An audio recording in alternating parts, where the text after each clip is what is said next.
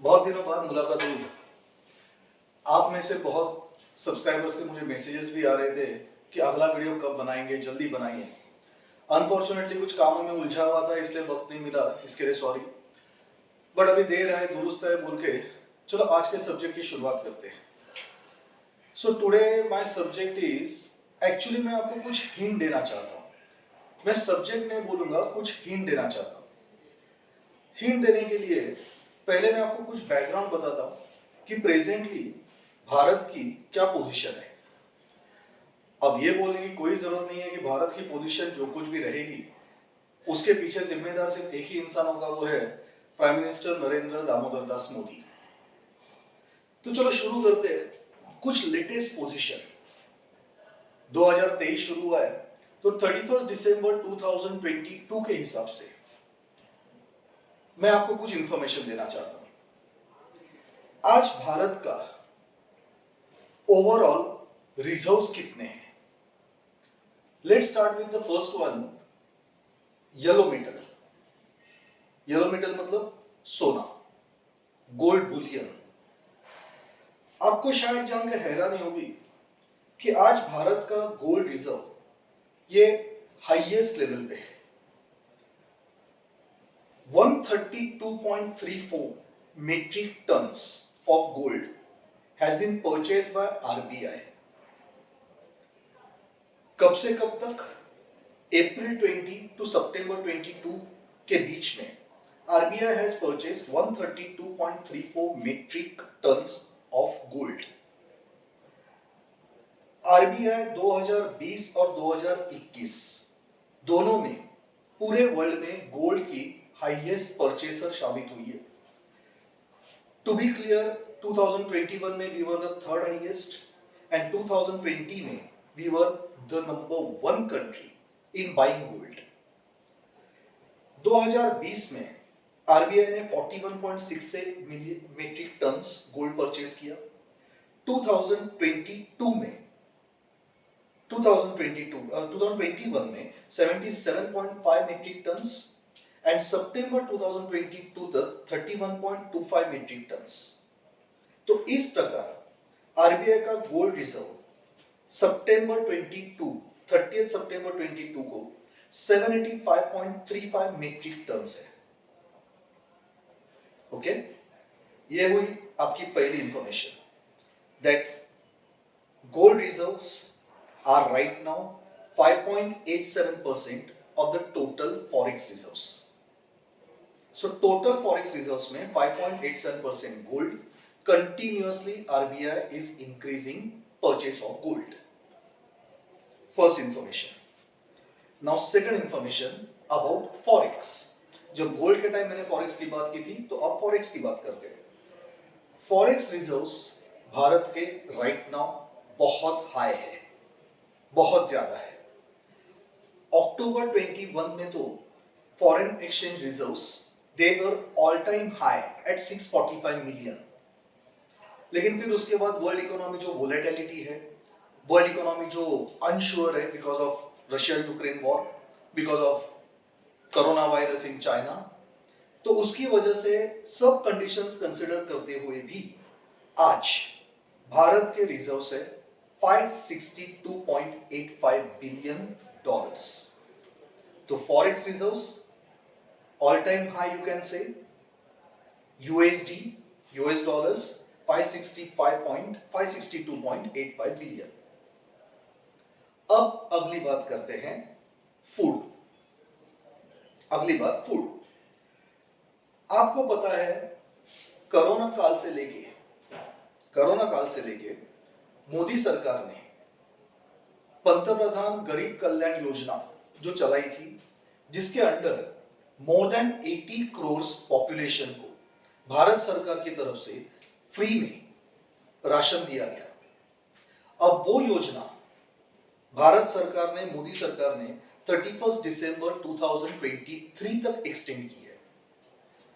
अब आप इतना ही सोचिए कि अगर सरकार 2020 से, अप्रैल 2020 से दिसंबर 2023 तक मोर देन 80 करोड़ पॉपुलेशन को अगर फ्री में राशन दे रही है तो मतलब सरकार के पास कितना फूड स्टॉक होगा। ऑफिशियल फिगर की अगर बात करेंगे तो सरकार ने क्लियरली ये बोल के रखा है दैट हमारे पास किसी भी तरह से फूड स्टॉक की कमी नहीं है। इतना कॉन्फिडेंस तभी होता है जब आपके हाथ में उतना माल होता है। आपकी जानकारी के लिए फूड ग्रेन्स का total production record production 296.65 million turns 1920 में हुआ। उसमें से 40% जीवीए का ग्रॉस वैल्यू एडेड जीवीए का 40% इतना प्रोडक्शन ये सिर्फ हॉर्टिकल्चर से था।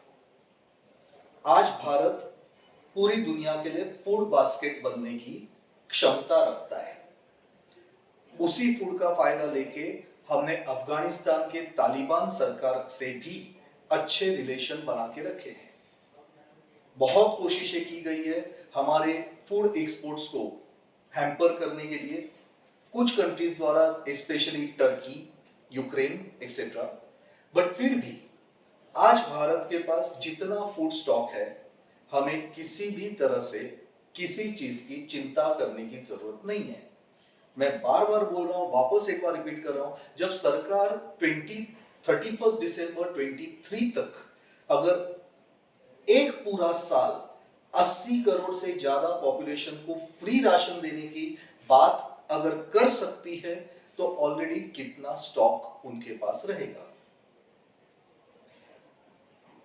अब next important thing, arms reserves.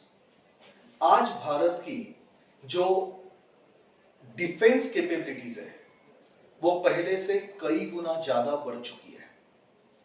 मुझे आपको ज्यादा कुछ बड़ी बड़ी बातें बोलने का शौक नहीं है, मैं सिर्फ इतना बोलता हूं कि आज तक हम सिर्फ डिफेंस एसेट्स इंपोर्ट करते थे, आज हम एक्सपोर्ट कर रहे हैं। आज हमारे ब्रह्मोस मिसाइल की कितनी डिमांड पूरी दुनिया में है, आपने शायद कहीं ना कहीं पढ़ा भी होगा। किस तरह से हमारे तेजस एयरक्राफ्ट के लिए बाकी देशों से डिमांड्स आ रहे हैं। आज भारत के exports, arms exports are highest. 12,000 crore से ज्यादा 12,000 करोड़ से ज्यादा हमारे आर्म्स एक्सपोर्ट्स हो रहे हैं। तो मतलब gold reserves maximum, forex reserves very good, very strong, food reserves full, arms reserves very considerable. अब ये चारों चीजें किस लिए जरूरी होती है, तो आता हूं मेन मुद्दे की तरफ। अगर आपने ये नोटिस किया होगा, पूरी दुनिया में डी-डॉलराइजेशन की प्रोसेस चालू हुई है। मैंने पहले भी मेरे YouTube वीडियो में ये बोला हुआ है, अमेरिका तब तक द यूएस है जब तक डॉलर ये ग्लोबल रिजर्व करेंसी है। जिस वक्त डॉलर की औकात as a global reserve currency खत्म हो जाएगी, उस वक्त अमेरिकन इकोनॉमी खत्म हो जाएगी। मुझे दुश्मनी अमेरिका से नहीं है, मुझे दुश्मनी है उन लोगों से जो अमेरिका को इस तरह से चलाते हैं कि पूरी दुनिया में रायता फैला के रखते हैं। यह बात कोई भी मान सकता है कि आज दुनिया में जितने प्रॉब्लम है, इसके पहले दुनिया में जितने प्रॉब्लम्स हो चुके हैं, इन सब का एक ही कारण है, वो है अमेरिका। और अमेरिका की ये दादागिरी किस बेसिस पे चलती है, अमेरिका किस बेसिस पे द बिग ब्रदर बन के बैठता है, आपको भी पता है, that is the hegemony of US dollar. और उस यूएस डॉलर का ये इंपॉर्टेंस, उसकी हेगेमोनी, उसका मोनोपोली तोड़ने के लिए आज पूरी दुनिया में एफर्ट शुरू हुए हैं, which are mainly led by Bharat, Russia and to some extent China. और अब मैं आपको बताता हूं ये इंफॉर्मेशन मैंने आपको क्यों दी थी। जनरल गद्दाफी लीबिया, उन्होंने भी कोशिश की थी यूएस डॉलर की मोनोपोली तोड़ने के लिए। उन्होंने भी अपने गोल्ड रिजर्व्स बढ़ाए थे, जिसका फायदा लेके वो चाहते थे कि पूरे अफ्रीकन कंट्रीज यूएसडी को स्टॉप करके एक उधर की करेंसी में डील करना शुरू करें। सद्दाम हुसैन, उसने भी पेट्रो डॉलर खत्म करने के लिए अपनी करेंसी गोल्ड से कनेक्ट करने की बात की थी। उन्होंने भी अपने गोल्ड के इंपोर्ट्स बढ़ाए थे, गोल्ड परचेज बढ़ाया था ताकि their currency supported by gold, और US dollar is replaced as a petro dollar.